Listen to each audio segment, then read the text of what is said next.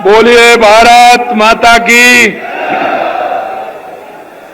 ये वही सरपंचों की आवाज है।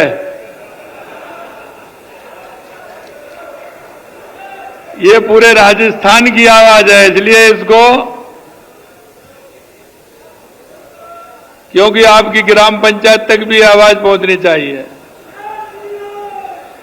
बोलिए भारत माता की, भारत माता की, गिरिराज धरण की, बालाजी महाराज की, श्रीनाथ जी की, खाटू श्याम बाबा की, सालासर बालाजी की, मेहंदीपुर बालाजी की, करणी माता की, सुंदा माता की, सावरिया सेठ की, त्रिपुरा सुंदरी की, शाकंभरी माता की, कैला मैया की, भगवान देवनारायण की, भगवान तेजाजी महाराज की, मीन भगवान की, डिग्गी कल्याण जी की, तनोट माता की, बाबा रामदेव की, गोगाजी महाराज की, मानगढ़ धाम की, भरतरी बाबा की और पूछरी के लौठा की।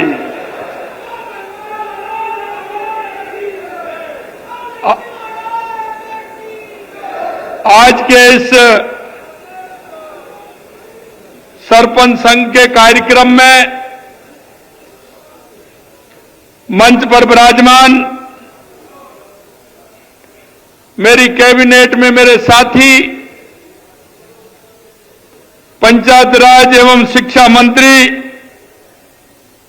सम्मानीय मदन दिलावर जी,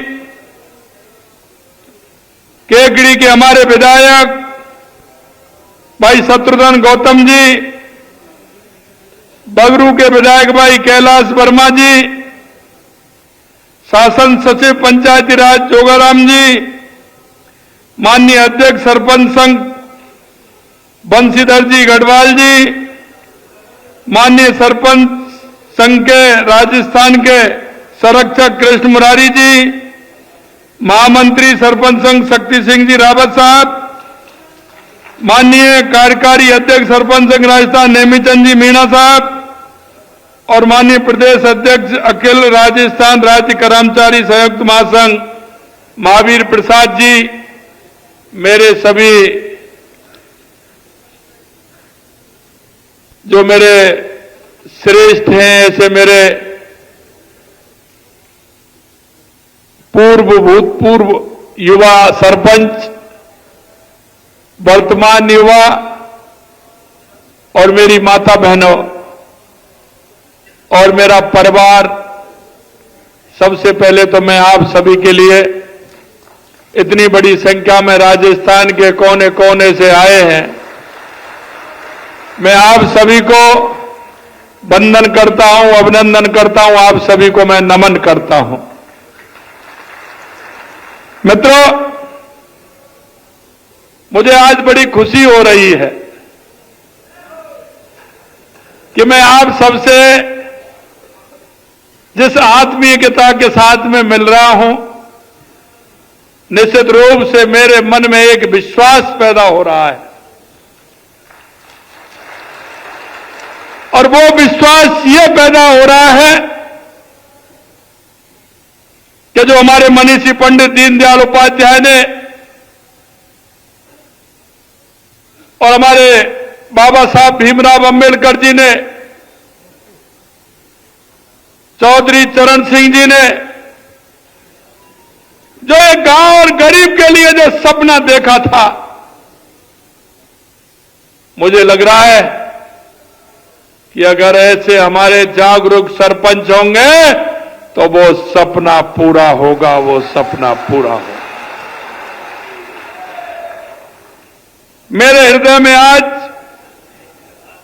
बड़ा भाव उठ रहा है, क्योंकि मुझे पता है, पहले जब मैं सरपंच था तो मैं देखता था कि विकास की डोर क्या है, लेकिन मेरे भाई और बहनों, मैं कह सकता हूं चाहे वो दिल्ली से आए, चाहे वो जयपुर से आए, विकास की डोर तो आप ही हो, आप ही हो, आप ही हो।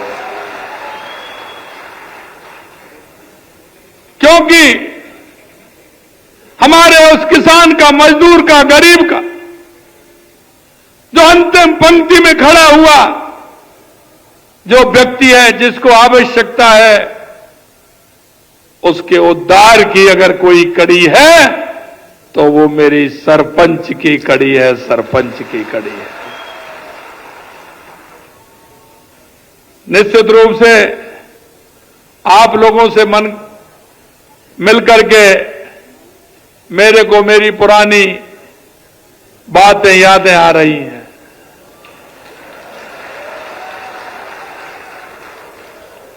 मैं सत्य कहना चाहता हूं और उसको मैं आपको भी महसूस कराना चाहता हूं मेरे भाई और बहनों।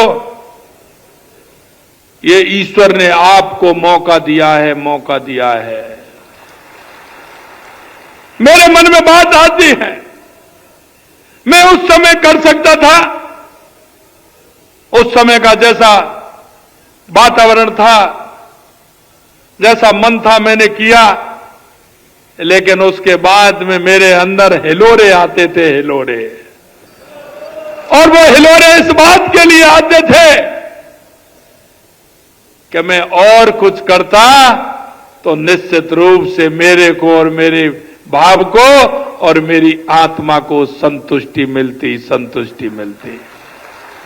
क्योंकि आप काम खूब कर रहे हैं, अच्छा काम कर रहे हैं, लेकिन मेरे भाइयों बहनों, आपको काम की भूख बढ़ानी होगी।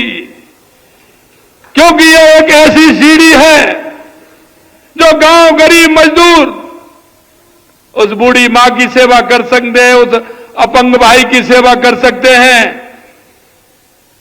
ये मौका आज आपको मिला है, इस मौके का पूरा फायदा उठाना चाहिए, ये मैं आपसे निवेदन करना चाहता हूं। कभी कभी मेरे मन में एक बात और आती है कि आप कुछ भी बन जाओ, लेकिन सरपंच से बड़ा कोई नहीं है।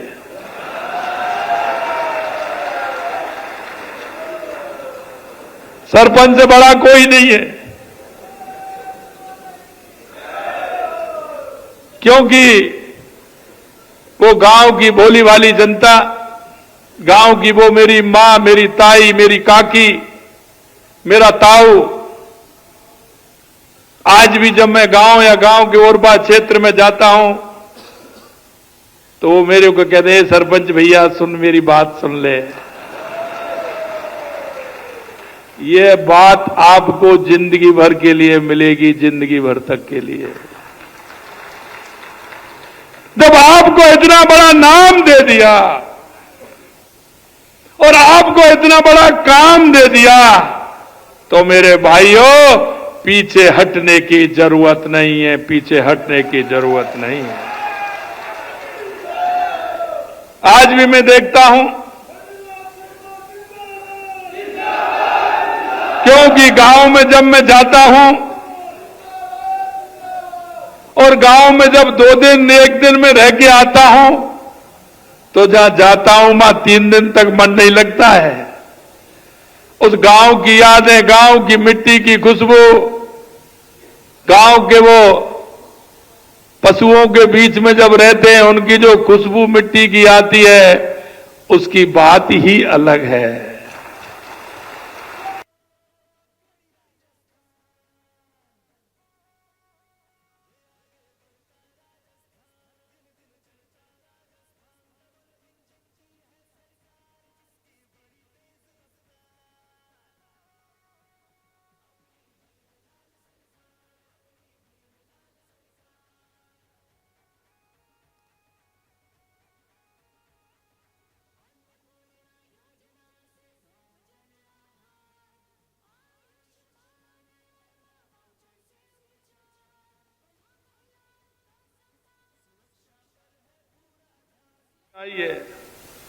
आपके मन के अंदर यह होना चाहिए कि मुझे कैसे करना है। मैं सरपंच था, मेरे से कहते थे पैसा, अरे मैं आपसे कह रहा हूं मेरे भाई और बहनों, आप काम करने की दृढ़ इच्छा शक्ति बनाइए। पैसा तो उड़ रहा है, पकड़ने वाला चाहिए, पकड़ने वाला चाहिए। आप योजनाएं बना करके देंगे। हमारी सरकार कृत संकल्प है गांव और गरीब किसान मजदूर के विकास के लिए, इसलिए किसी तरह की चिंता करने की जरूरत नहीं है।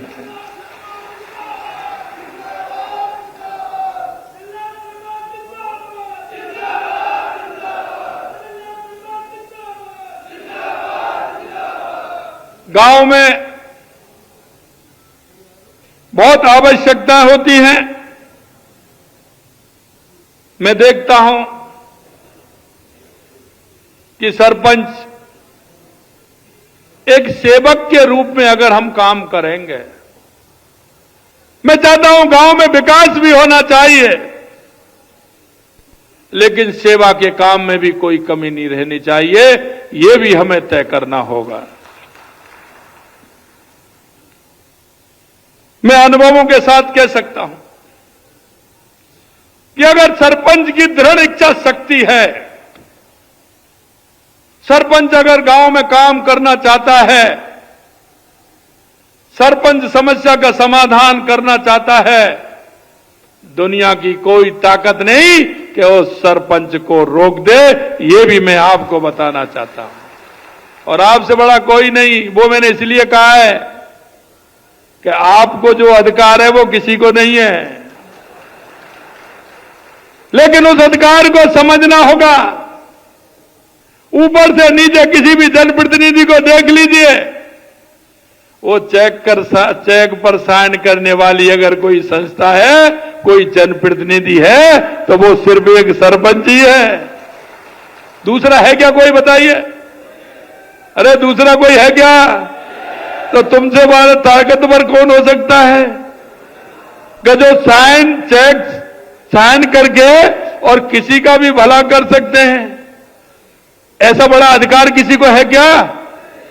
तो इसलिए मैं कह रहा हूं कि सरपंच हमारा सबसे बड़ा जनप्रतिनिधि होता है। राजस्थान में कितने प्रतिभाशाली समर्पित सरपंच हैं जो अपने विकास की राह आगे बढ़ा रहे हैं। यह समारोह बहुत महत्वपूर्ण मंच है जहां आपने गांव की प्रगति और समस्याओं के समाधान की बात कही है। निश्चित रूप से सरपंच महोदय सभी ग्राम समाज के भाग भी होते हैं, और मैं कहना चाहता हूं आपके प्रदेश अध्यक्ष भी आपने छांट करके बनाए। क्या कह रहे थे कि हम आज कोई मांग पत्र रखने वाले नहीं हैं। एक बात बताइए अध्यक्ष जी, आपने कोई कोर कसर छोड़ी है क्या? आपने कोई कसर छोड़ी है क्या? देखिए क्या कह रहे हैं कि आज हम कोई मांग पत्र नहीं रखेंगे, और बात एक भी नहीं छोड़ी है, सारी बातों को कह गए।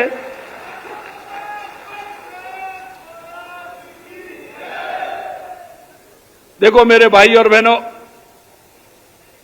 गांव के विकास की तरक्की आपके हाथ में है। मैं आपसे इतना निवेदन करना चाहता हूं कि ईश्वर ने आपको मौका दिया है, और मौका वो दिया है कि एक तरफ तो सिर्फ सरपंच है, और एक यह है कि हमारी याददाश्त बनानी है। हमें सदैव के लिए हमारा नाम हमें करना है, सदैव के लिए हमारी बात याद रहे, ये हमें करना है। अगर मन में यह विश्वास धारण आप कर लोगे, जो भी योजना आती है वो गांव में आती है, जो भी योजना आती है वो आपके माध्यम से आती है। या तो आपके माध्यम से आएगी, या आपका उसमें सहभागिता होगी। कोई भी योजना ऐसी नहीं है जो ग्रामीण क्षेत्र में जो आपसे छुपी हो। कोई भी डिपार्टमेंट होगा, लेकिन आपकी बात पहले सुनी जाती है। मैं आपसे इतना ही कहना चाहता हूं, तरक्की और विकास की बागडोर आपके हाथ में है, और आपका दायित्व है कि गांव में बुनियादी सुविधाओं को मजबूत करें, बल्कि ग्रामीण के जीवन को, स्तर को हम ऊंचा उठाने का काम करें। जब हम ग्रामीण व्यक्ति के जीवन को ऊंचा उठाएंगे तो उसकी दुआएं जो निकलने वाली हैं उनका आप अंदाज नहीं लगा सकते।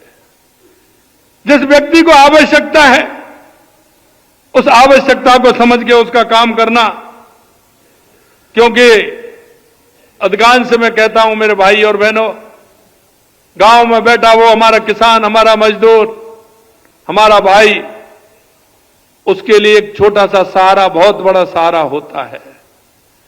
हमारी कहावत है कि मुर्गी के लिए तकुआ का घाव बहुत बड़ा होता है।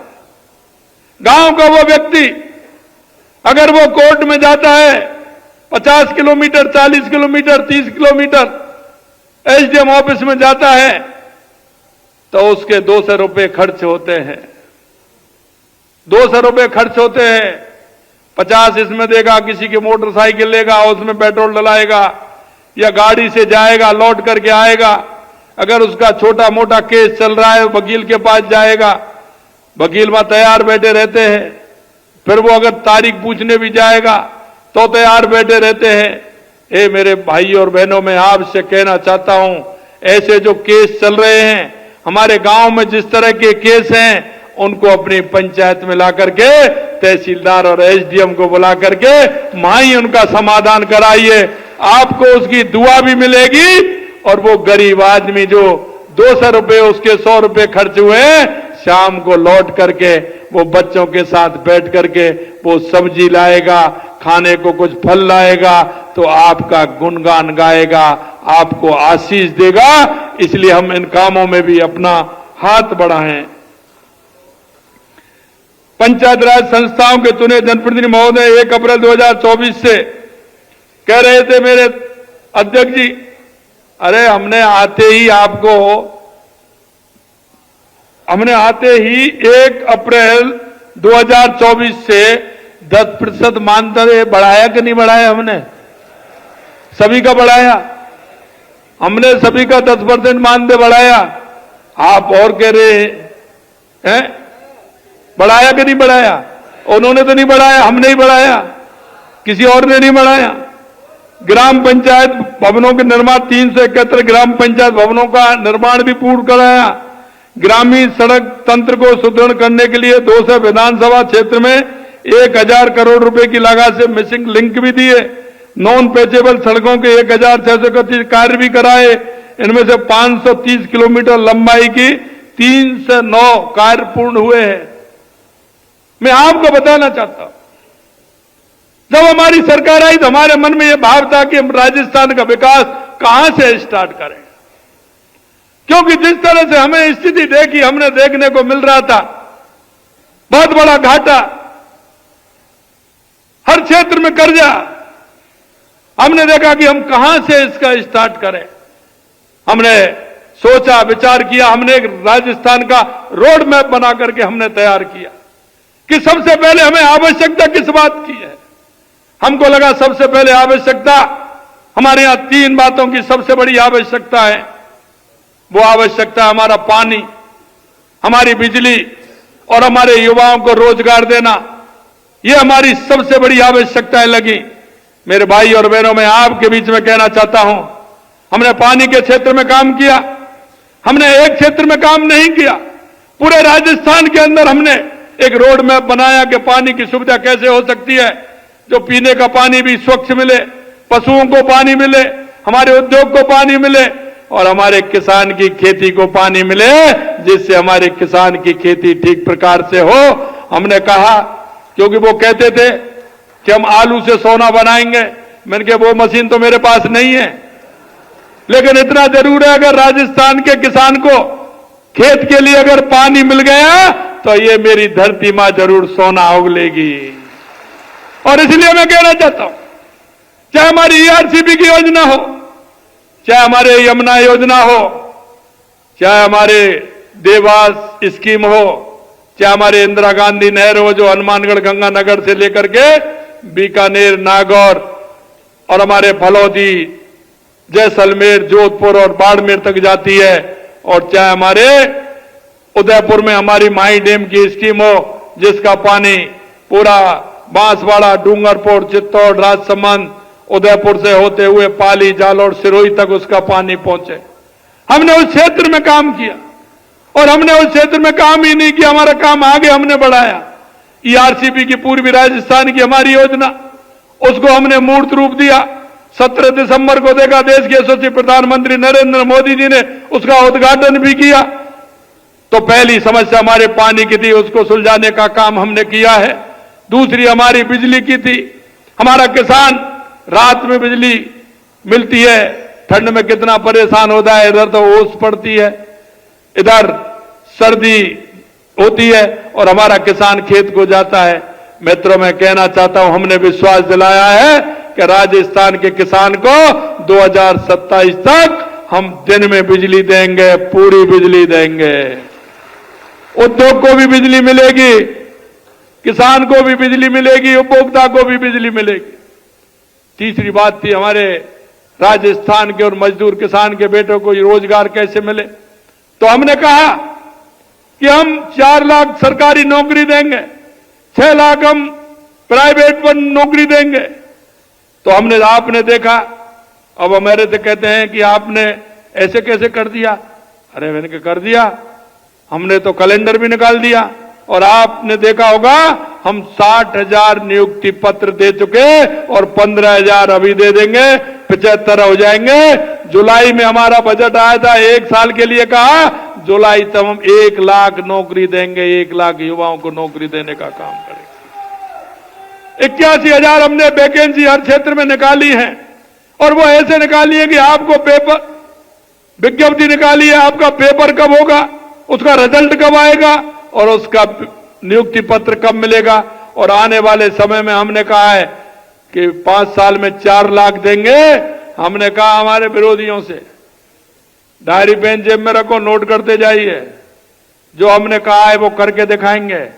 आपकी तरह हम इस तरह से नहीं करेंगे कि कहते कुछ है और करते कुछ नहीं है। हमने ये बात आपको कहना चाहता हूं। मेरे भाई और बहनों, मेरा सबसे बड़ा जो हम करना चाहते हैं वो गरीब कल्याण की जो हमारी योजना है वो नीचे तक पहुंचे। हम काफी दिनों से प्रयासरत में थे खाद्य सुरक्षा को लेकर के, और आपने देखा हो खाद्य सुरक्षा में सबसे ज्यादा दिक्कत आती हो तो सरपंच को आती है। अरे भैया मेरा नाम जुड़वा देना, कहते नहीं कहते? अरे भाई माता जी आएंगे, कोई आएगा, भैया मेरा नाम खाद्य सुरक्षा नहीं है, इसमें जुड़वा देना। तैयार हो जाइए, पोर्टल चालू हो गया है, नाम जुड़वाइए, कोई भी गरीब रहना नहीं चाहिए। ये भी मैं आपको विश्वास दिलाता हूं। अरे ये तो वो लोग हैं, हमारे देश के यशस्वी प्रधानमंत्री नरेंद्र मोदी जी किसान सम्मान निधि देते हैं, और सम्मान निधि देते हैं तो हमने कई बार बात उठाई थी कि जिनके माताजी पिताजी एक्सपायर हो जाते हैं, उनके बच्चों के नाम नामांतरण चढ़ता है, नामांतरण आता है तो आपको सूची देने में क्या दिक्कत होती है? पैसा तो प्रधानमंत्री जी देते हैं और पैसा अब हम दे रहे हैं आपको। लेकिन कांग्रेस की सरकार में ऐसे लोगों के नाम की सूची केंद्र सरकार को नहीं भेजी। 7.5 लाख रुपए हमने जोड़ करके केंद्र सरकार की जो हमारे प्रधानमंत्री सम्मान निधि भी दी है, और हमने हमारी भी 2,000 रुपए सम्मान निधि दी है। अब एक बात बताइए, उनका कुछ नहीं जा रहा है, वो नाम जोड़ने में ही दिक्कत कर रहे थे। हमारे 7.5 लाख किसान 4 साल तक 5 साल तक कितने परेशान रहे कि उनके नाम नहीं जुड़े। भाई तुमको क्या दिक्कत आ रही थी? अगर नाम जोड़ देते तो हमारे भाइयों को किसान सम्मान निधि मिल जाती 6,000 रुपए साल की, लेकिन उन्होंने नहीं जोड़ा। लेकिन हमने 7.5 लाख रुपए जोड़ करके किसान सम्मान निधि देने का भी काम किया है। आप देख, कह सकता हूं मैं आपसे, हमने प्रधानमंत्री आवास योजना में, आप मेरे सरपंच के चुनाव तो 20 में हुए थे, 19 में हुए, 20 में हुए थे, 20 में हुए थे, 21-22 में कोरोना आ गया। अरे भाई कोरोना ही तो आ गया, लेकिन वो कोरोना ऐसा क्यों हुआ? तो 2022, 23 और 23-24 में एक भी आवास नहीं दिया, एक भी आवास नहीं दिया ना। 22, 23 और 23, 24 में एक भी आवास नहीं दिया। भैया क्यों नहीं दिया आपने? अब हमने दिया है 1,55,00,000 मिला करके और 3,42,00,000 अब आ गए 4,98,000 आवास दे रहे हैं। चिंता मत करिए, गरीबों का भला करिए और सूची बनाइए, पूरा आवास मिलेगा। इन्होंने जो कह रहे हैं आप किस्त नहीं आई, वो किस्त जब से ड्यू चलती आ रही है। ड्यू चलती आ रही है कि नहीं आ रही है? हमने तो उसको देने का काम किया है और चिंता मत करिए, वो ड्यू है। उन्होंने तो ड्यू छोड़ दी, लेकिन हमने वो कर दी, हम करेंगे उसको, चिंता मत करिए, वो देंगे पूरा। मेरे भाई और बहनों, मैं एक बात और आपसे कहना चाहता हूं कि हमने एक नई घोषणा और की और वो भी हम करने वाले हैं। हमने हर पंचायत में, आपने देखा होगा अटल बिहारी वाजपेयी जी की जयंती 25 दिसंबर को हमने कहा था कि हर पंचायत में हम अटल ज्ञान केंद्र खोलेंगे, अटल ज्ञान केंद्र खोलेंगे। हर पंचायत में होगा, उसमें भवन भी देंगे और उसमें हम एक अटल प्रेरक भी उसमें लगाएंगे।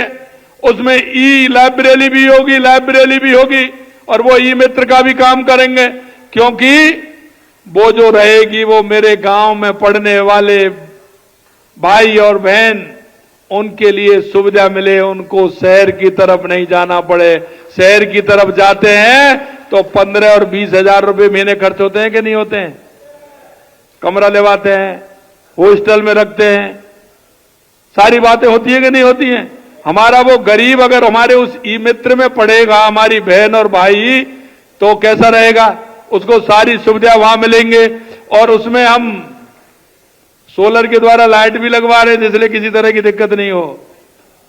सोलर भी लगवा रहे हैं, तो इसलिए उसको किसी प्रकार की परेशानी नहीं हो। तो ये भी काम हम करने वाले हैं।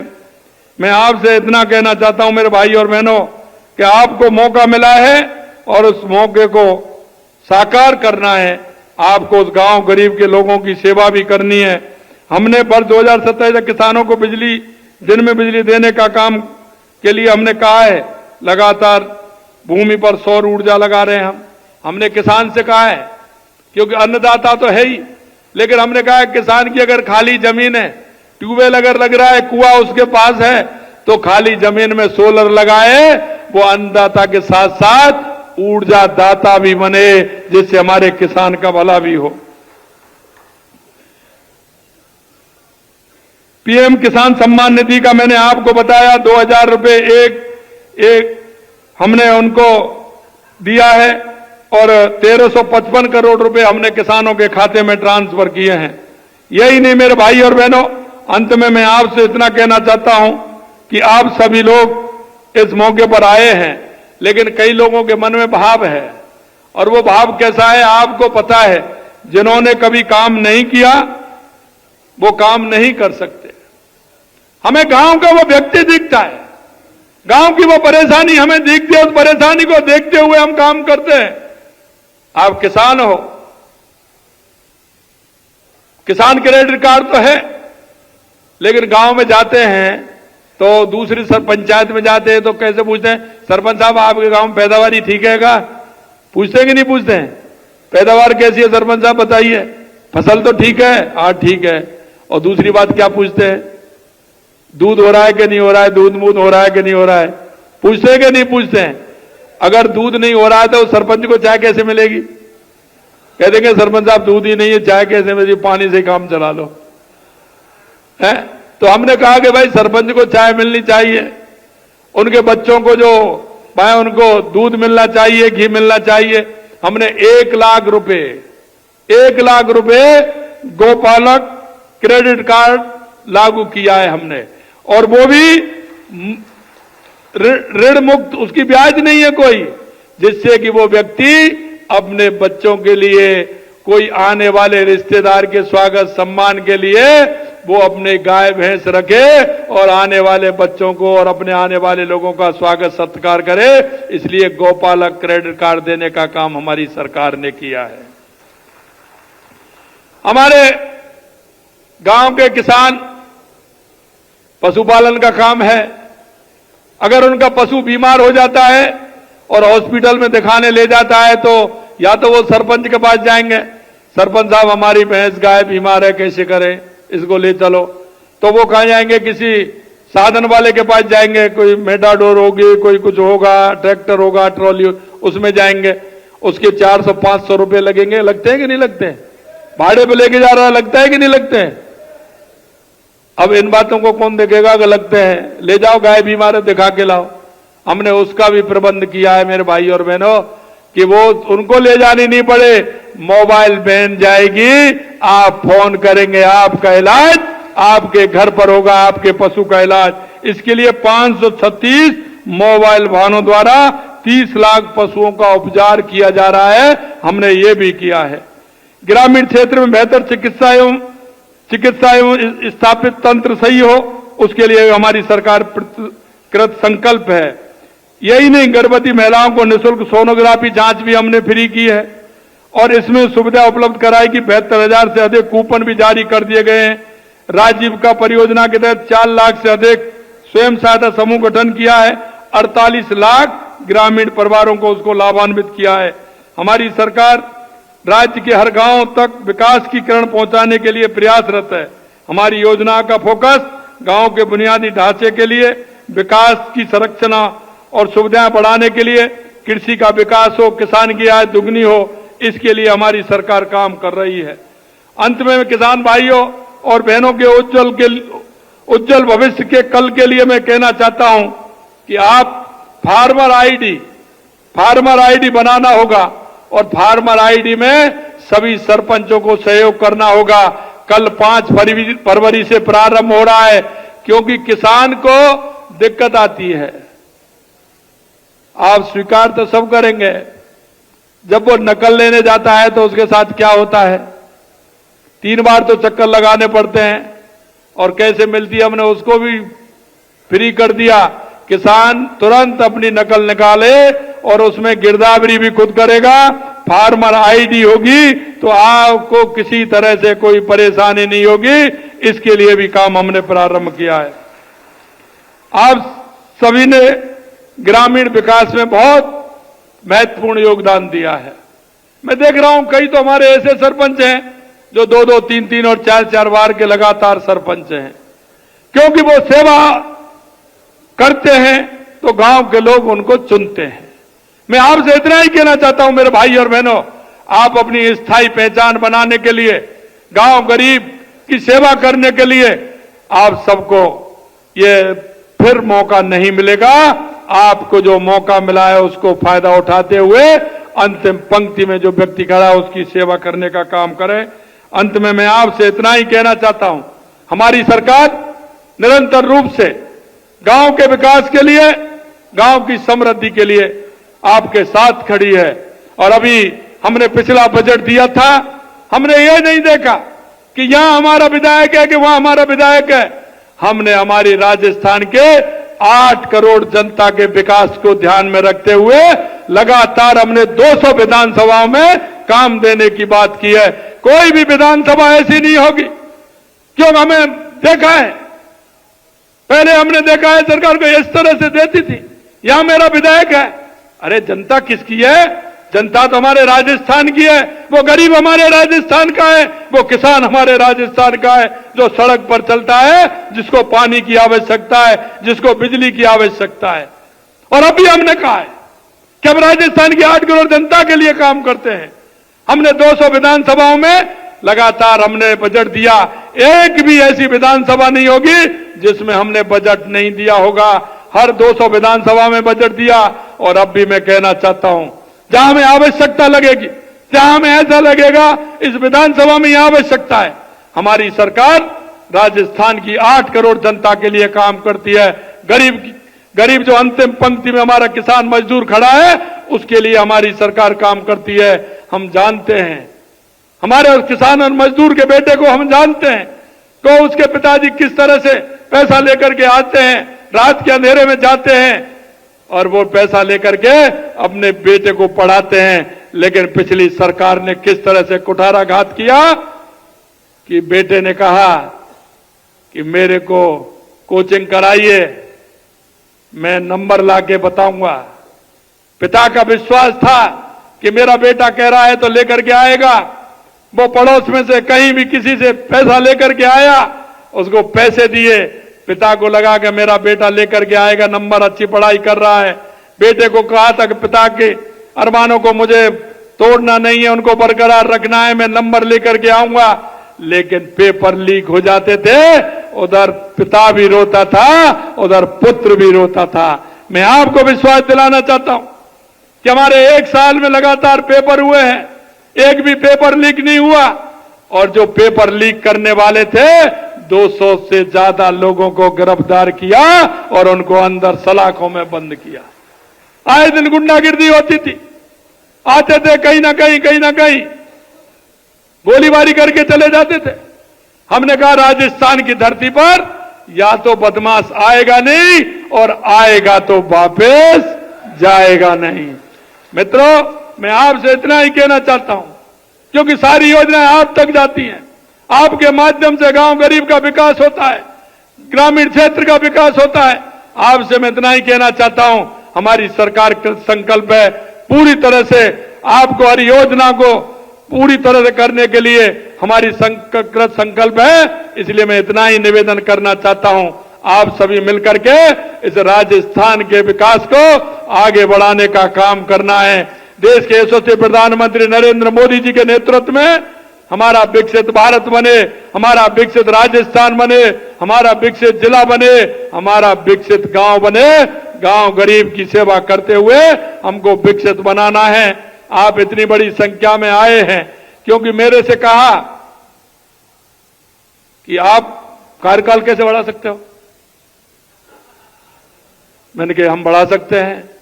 क्यों बढ़ा सकते हैं? मैंने कहा हम बढ़ाएंगे, आप देख लेना कैसे बढ़ाएंगे।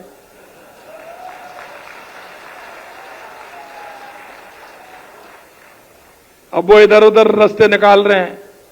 मैंने सारे रास्ते बंद हैं, चिंता मत करिए, कुछ नहीं होने वाला है।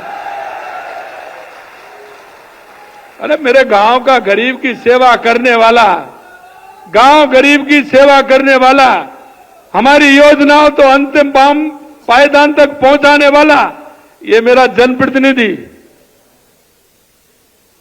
अगर उसकी बात नहीं सुनी जाएगी तो किसकी सुनूं? मुझे पता है, मैं एक ही बात कहना चाहता हूं मेरे भाई और बहनों, आपसे एक ही बात कहना चाहता हूं। आप मन से जो मैंने कहा है, अगर आप सेवा करेंगे तो आप चिरंजीवी रहोगे, चिरंजीवी रहोगे, चिरंजीवी रहोगे। इस आशा और उम्मीद के साथ, क्योंकि चाहे केंद्र से आए चाहे राज्य से आए, जैसा मैंने कहा, वो योजना धरातल पर मेरे भाइयों आपको ही उतारनी है, आपको उतारनी है।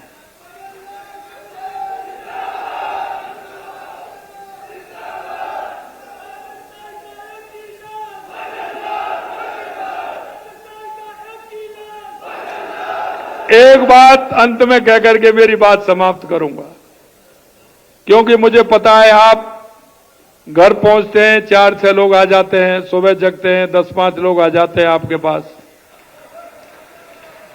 और वो आपसे कहते हैं कि सरपंच साहब मेरी ये परेशानी है। मेरे भाई और बहनों, जो आपके पास आता है वो आपका विश्वास लेकर के आता है।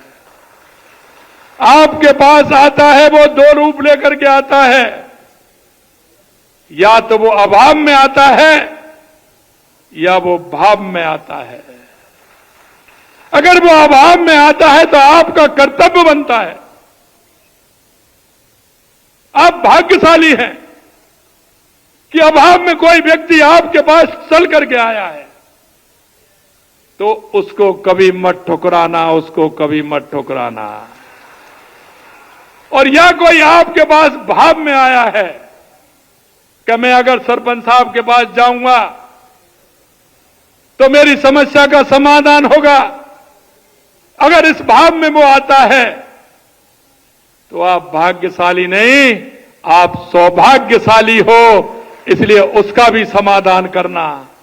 क्यों, कभी कभी मैं देखता हूं सरपंच औरों की पंचायत तो खूब करते हैं, डेली करते हैं, लेकिन जब अपनी बारी आती है तो मन में भाव बदल जाता है। मैं मेरे भाई और बहनों में यही कहना चाहता हूं, आप ऐसे ही नहीं बने हैं, जनता के भाव से बने हैं, जनता के विश्वास से बने हैं, और आपकी मेहनत तो है ही, लेकिन ऊपर वाले के आशीर्वाद से भी बने हैं। इसलिए 3 विश्वास टूटते हैं, जनता के भाव का, उनके विश्वास का, और ऊपर वाले ने बनाया है उसका। और जिस दिन आप चुनाव लड़ रहे थे, आपके मन में कोई गलत भावना आ जाए तो जिस दिन चुनाव लड़ रहे थे ना, और चुनाव लड़ने की तैयारी कर रहे थे, उस दिन को ध्यान में कर लेना, आपकी बात ठीक हो जाएगी। ये बात मेरे अनुभव की बता रहा हूं। एक बूढ़ी माई से अगर आपने जाकर के, मैंने कहा था, ये मिलने आए थे सरपंच साहब, गांव में निकलते हो, कोई चौतरा पे कोई माई बैठी है, कोई बुजुर्ग बैठा है, कोई दिव्यांग बैठा है, गाड़ी रोक के उससे पूछ लो आपके क्या हाल चाल है, उतर के पूछ लो, और उससे पूछ लो मैं बाजार जा रहा हूं, कुछ लाना तो नहीं है। वो कुछ नहीं कहेगी, लेकिन वो आने वाले सबसे कहेगी, सरपंच मेरे पास आया था, मेरे से ये पूछ करके गया था। इसलिए हमारी जो संवेदना है, उन संवेदनाओं को नहीं मरने देना है, उन संवेदनाओं को रखना है। हमारा देश हजारों लाखों सालों से उन संवेदनाओं और हमारी संस्कृति, ये हमारी पहचान है। और मैं कहना चाहता हूं मेरे भाई और बहनों, ये कितने सालों से हमारा देश जो हजारों सालों से चल रहा है, ये हमारी संस्कृति और हमारी विरासत की देन है। हमारे अंदर जो संस्कार है उसकी ये देन है, इनको कभी नहीं भूलना है। इनको साथ चलते हुए देश के यशस्वी प्रधानमंत्री नरेंद्र मोदी जी कहते हैं, विकास भी और विरासत भी। हमें हमारी विरासत को भी बनाए हुए रखना है। आप सभी लोग इतनी बड़ी संख्या में आए हैं, निश्चित रूप से मैं दिल की गहराइयों से आप सभी को बहुत बहुत धन्यवाद देता हूं, आपका अभिनंदन करता हूं। बहुत बहुत धन्यवाद। जय हिंद, जय भारत, जय राजस्थान, जय पंचायत राज।